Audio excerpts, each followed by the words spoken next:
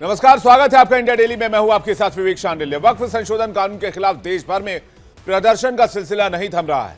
जुमे की नमाज के बाद आज एक बार फिर से शहर शहर मुस्लिम समुदाय के लोग सड़क पर उतरे और विरोध प्रदर्शन करते नजर आए। मुंबई, कोलकाता, लखनऊ और श्रीनगर से लेकर जयपुर तक प्रदर्शन देखने को मिला। आपको विरोध प्रदर्शन की 5 तस्वीरें सिलसिलेवार तरीके से दिखाते हैं। मुंबई में एआईएमआईएम नेता वारिस पठान की अगुवाई में हजारों की संख्या में लोग सड़कों पर उतरे। इस दौरान कुछ नमाजी काली पट्टी हाथ में बांधकर नमाज पढ़ते नजर आए। दूसरी तरफ लखनऊ में शिया धर्मगुरु ने प्रदर्शन की अगुवाई की। लखनऊ में बड़े इमाम बाड़े के आसिफी मस्जिद के बाहर जुमे की नमाज के बाद प्रदर्शन हुआ। इस दौरान प्रदर्शनकारियों ने कहा कि वक्फ कानून सही नहीं है। कोलकाता में आलिया यूनिवर्सिटी में वक्फ कानून के खिलाफ प्रदर्शन हुआ। श्रीनगर में पीडीपी कार्यकर्ताओं ने सड़क पर उतरकर प्रदर्शन किया और कानून के खिलाफ आवाज बुलंद की। ऑल इंडिया मुस्लिम पर्सनल लॉ बोर्ड ने देश भर में विरोध का प्लान तैयार किया है। एआईएमपीएलबी यानी कि ऑल इंडिया मुस्लिम पर्सनल लॉ बोर्ड ने देश भर में वक्फ बचाओ अभियान शुरू कर दिया है। इसका पहला फेज 7 जुलाई तक चलेगा। इसमें वक्फ कानून के विरोध में 1 करोड़ हस्ताक्षर कराए जाएंगे। इसके बाद अगले फेज की रणनीति तय की जाएगी। ऑल इंडिया मुस्लिम पर्सनल लॉ बोर्ड ने इस बाबत बयान भी जारी किया।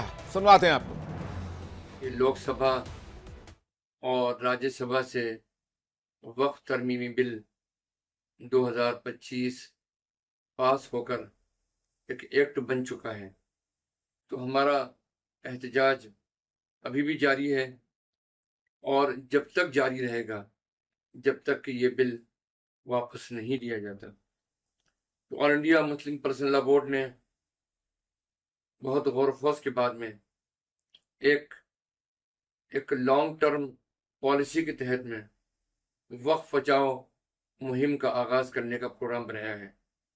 वक्फ कानून में मुतनाज़ा तरमीमात पर ऑल इंडिया मुस्लिम पर्सनल लॉ बोर्ड की वक्फ बचाओ मुहिम ये 11 अप्रैल से 7 जुलाई तक 2025 में 7 जुलाई तक जारी रहेगी।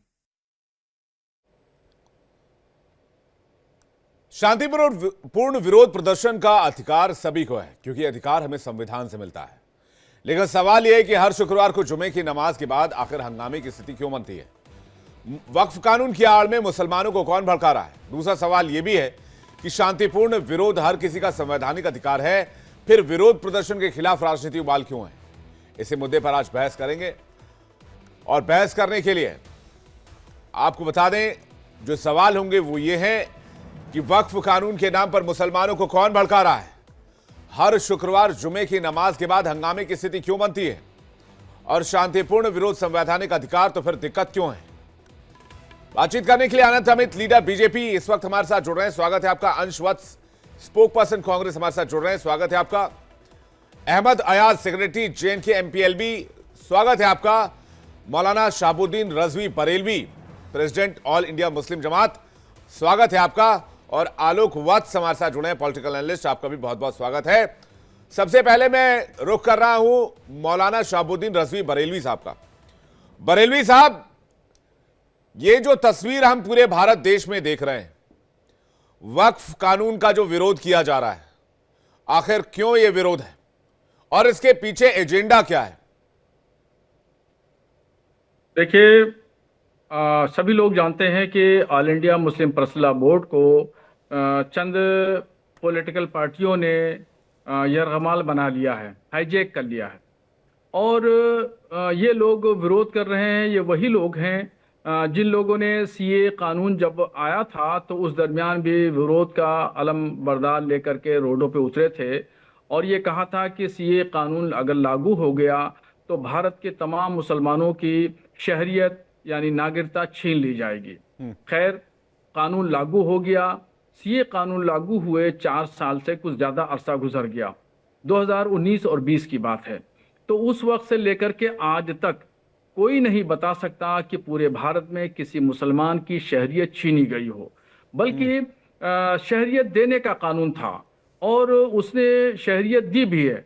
मैं बहुत सारे ऐसे लोग हैं जिनको नाम से भी मैं जानता हूँ, कुछ मुस्लिम्स भी हैं और हिंदुस्तान से बाहर से आए थे, 48 थे, उनको शहरियत दी गई।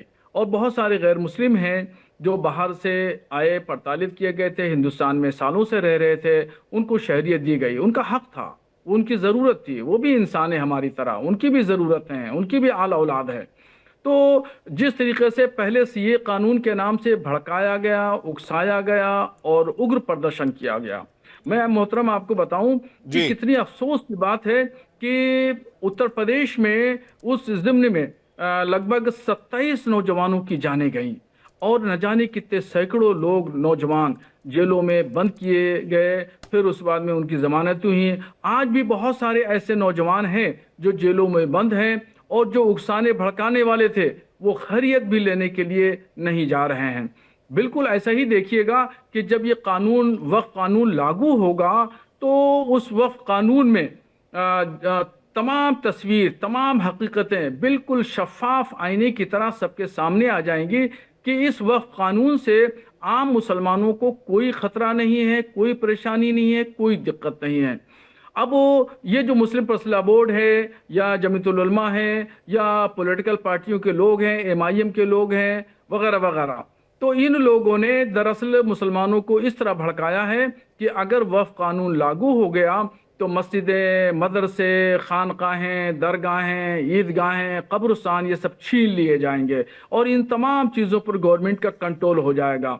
जबकि मैं आपको बताऊं, देखिए मेरे पास में ये जो है पूरा पूरा एक्ट है, पूरा एक्ट है और ये पूरा एक्ट जो है वो मैंने जरा फुल स्क्रीन पूरा लीजिए पढ़ा है। शाहबुद्दीन जी को, जी जी, दिखाइए। हाँ। पूरा पूरा पूरा पूरा एक्ट मैंने पढ़ा है, पूरा एक्ट मैंने पढ़ा है। इसमें, इस एक्ट में कहीं भी इस बात का उल्लेख नहीं है, जिक्र नहीं है कि मस्जिदें, मदरसे, खानकाहें, दरगाहें छीन ली जाएंगी।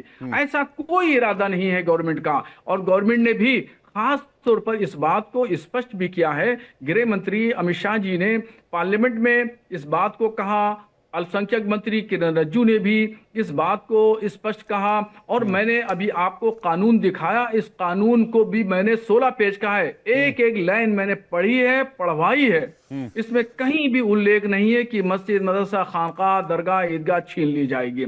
अब क्या है कि इन पॉलिटिकल लोगों ने मुस्लिम पर्सनल बोर्ड को हाईजैक कर लिया और हाईजैक करने के बाद इन लोगों के माध्यम से मुसलमानों को डर और खौफ में मुब्तला किया गया कि अगर ये लागू हो गया तो मदरसे, मस्जिदें छीन ली जाएंगी। इसलिए बेचारे ये जितने भी मुसलमान हैं, ये अवाम है, इनको इतनी गहराई से जानकारी नहीं है, मालूमात नहीं है, इस वजह से इनके बहकावे में आ गए और रोड पे उतर आए हैं। तो ये जो है वो पॉलिटिकल पार्टियों ने मुकम्मल तरीके से हाईजैक कर रखा है और ये अपने वोट बैंक की राजनीति के लिए ये तमाम चीजें कर रहे हैं, जबकि इसका मकसद मुसलमानों की फलाह बहबूद से नहीं है, जन कल्याण से मतलब नहीं है। और जिन लोगों ने वक्फ की बड़ी बड़ी जमीनों पे कब्जे कर रखे हैं, नाजायज कब्जे कर रखे हैं, तो सिर्फ डर उन्हीं लोगों को है और जी, वही लोग पूरी रजवी साहब, कौम को इस्तेमाल कर रहे हैं। रजवी साहब, आप ये कह रहे हैं कि मदरसे, मस्जिद नहीं छीने जाएंगे। एआईएमआईएम, मुस्लिम पर्सनल लॉ बोर्ड में जो बड़े बड़े लोग हैं, उनके पास जो तथाकथित वक्फ प्रॉपर्टी है उस पर खतरा आ गया है, इसलिए प्रोटेस्ट है। देखिए, इस बात को साफ साफ इसमें उल्लेख किया गया है और पार्लियामेंट में भी इस बात को बार बार कहा गया है। सब लोग जानते हैं, जितने पढ़े लिखे लोग हैं, दानिश्वर हैं और सियासी शूर और समझ रखने वाले लोग हैं, सब जानते हैं कि इससे आम मुसलमानों का फायदा होगा, इससे कोई नुकसान नहीं है। न हमारी मजहबी मुकद्दस मकामात को, धर्म स्थलों को कोई नुकसान होगा, कहीं कुछ होने वाला नहीं है। सिर्फ जो है 2% वो लोग हैं जो वक्फ बोर्डों से, चेयरमैन, मेंबरान, संबंधित अधिकारियों से मिल करके भू माफियागिरी कर रहे थे, वक्फ की जमीनों पे नाजायज कब्जा किए हुए थे। अब उनसे वो सब तमाम चीजें छीन करके वहां स्कूल है, हॉस्पिटल है, कॉलेज है, यतीम खाने हैं, बैतुल माल है, मदरसे बनाए जाएंगे और उससे गरीब मुसलमानों को फायदा पहुंचेगा। इसलिए दर्द और तकलीफ हो रही है। अहमद अयाज साहब, रजवी साहब का तो नजरिया बिल्कुल क्लियर कट है एकदम। भूमाफियाओं का अड्डा है, नेताओं की प्रॉपर्टी है, माफियाओं की प्रॉपर्टी है।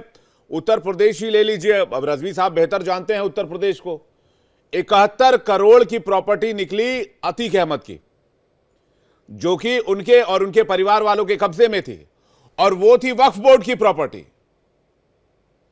प्रॉपर्टी वक्फ बोर्ड नहीं, की, ये फायदा एक माफिया को, और उसके लिए यानी कि उन माफियाओं को बचाने के लिए, उनको बचाने के लिए मुसलमानों को टूल बनाकर प्रदर्शन करवा रहे हैं। रजवी साहब ने कहा कि सिटीजन अमेंडमेंट एक्ट में देश भर में प्रदर्शन हुए, नुकसान किसका हुआ? मुसलमानों का हुआ। भ्रम फैलाकर प्रोटेस्ट हुआ और उसके बाद आज कई मुसलमान युवा जो है वो इस प्रोटेस्ट के चक्कर में जेल की हवा खा रहे हैं। और आज की तारीख में भी वही हो रहा है। जो बड़ी बड़ी चंद पॉलिटिकल पार्टीज हैं उन गरीब मुसलमानों को टूल बना रहे हैं। मौलाना साहब का इस हद तक तो मान सकते हैं कि भाई इसमें कोई लोग मुलविस हों जिनके पास प्रॉपर्टीज है वक्फ की, या उन्होंने उस पर कब्जा किया हो, ये माना जा सकता है। लेकिन ये कहना कि एक बड़ा मुद्दा जो आ रहा है सामने कि कुछ लोग मुस्लिम पर्सनल बोर्ड या कुछ लोग लोगों को भड़का रहे हैं, तो ये शायद समझने से कासिर हूं मैं या कोई भी, क्योंकि जो भड़क जाते हैं वो या तो बच्चे हो सकते हैं या कोई नादान हो सकता है जो किसी को भड़काया जा सकता है। ये सारा जो माहौल बन रहा है पूरे मुल्क में, जो माहौल बन रहा है, हर एक अब इसकी बात करता है, सड़क पर आ रहा है। जैसे आज आपने देखा होगा जुमा में भी ऐसी सूरत हाल पैदा हो गई है। तो हर एक को भड़काया नहीं जा सकता, हर एक नादान नहीं है। और जो मस्जिद में पढ़े नमाज पढ़ने के लिए आएगा वो दाना ही होगा और मैच्योरिटी होगा और एडल्ट ही होगा मोस्टली। तो हर एक को तो भड़काया नहीं जा सकता। इसका मतलब है अगर ये सही भी माना जाए, जो भी अभी चल रहा है, अमेंडमेंट्स हो रही हैं, जो भी हो रहा है, अगर सही भी माना जाए, लेकिन एक्सेप्टेबल नहीं है, मान लेंगे, अब हम इसके मेरिट्स में नहीं जाएंगे, एक्सेप्टेबल नहीं है। जमहूरियत में लोगों की राय का एहतराम है। आप फोर्स नहीं कर सकते हो। ये कोई क्राइम तो नहीं है कि पुलिस के डंडे से किसी को मनवाओगे। कोई सड़क पर कोई क्राइम तो नहीं हो रहा है, या अंदर कोई क्राइम तो नहीं हो रहा है। ट्रैफिक को बंद तो नहीं किया जा रहा है कि भाई नहीं ट्रैफिक को खोलना है कि पुलिस का इस्तेमाल किया जाए। भाई ये एक ऐसा मसला है कि जहां आप कहते हो कि हम मुसलमानों की भलाई का, अल्टीमेटली एम तो वही है, मुसलमानों की भलाई को देख लेंगे हम, उनको उनकी भलाई करें। अब they are not interested in it, they don't want it, whatever reason. अब फोर्स तो नहीं किया जा सकता।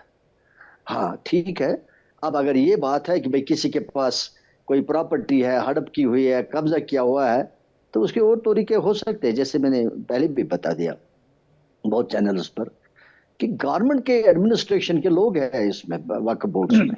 जैसे मैंने कहा executive officer, chief executive officer हुआ करता है, और जम्मू कश्मीर में MOS लेवल की चेयरपर्सन है जो वक्फ बोर्ड को चलाती है। तो व्हाट आर दे डूइंग? अगर ये इतना ही है कि लोगों ने, जो मुझे भी दिख रहा है वो यही है, मुसलमानों की भलाई तो होने वाला नहीं है, क्योंकि अगर वो होने वाली भलाई होती मुसलमानों को हुकूमत वो लेकर समझते, तो फिर बहुत सारे और मसाइल थे, और सारे मामला थे, और सारे रिसोर्सेज थे गवर्नमेंट के पास जिससे उनकी भलाई हो सकती थी। तो वक्फ बोर्ड को लेकर ही भलाई का मामला नहीं है। अब यही एक चीज देखा जा सकता है, ये सही मानते हम कि किसी के पास शायद हड़प किया होगा जमीन हो, चाहे वो पॉलिटिशियन हो, चाहे वो इन्फ्लुएंशियल हो सकता है वो इसमें एक एलिमेंट गवर्नमेंट देखती होगी, दैट आई अंडरस्टैंड। अगर वही एक एलिमेंट है जो मुझे दिख रहा है, सिर्फ वही है और कुछ नहीं है, अगर वही है तो उसको और तरीकों से देखा जा सकता है। उसके लिए कानून बनाने की जरूरत नहीं है। कानून तो बने हुए हैं, करप्शन के कानून बने हुए हैं, गवर्नमेंट के एडमिनिस्ट्रेशन के लोग हैं, इसमें किया जा सकता है, क्यों नहीं कर रहे? लोगों की राय का एहतराम करिए। लोग चाहते हैं कि ऐसा ना हो। हम जमहूरी निजाम में रह रहे, हम प्राइम मिनिस्टर बना रहे हैं अपने वोट से, अपने बात से, अपने हक से। अगर हम नहीं वोट देंगे तो प्राइम मिनिस्टर भी नहीं बन सकता। तो जब वो एक्सेप्टेबल है तो ये बात क्यों नहीं एक्सेप्टेबल है जो हम कह रहे हैं?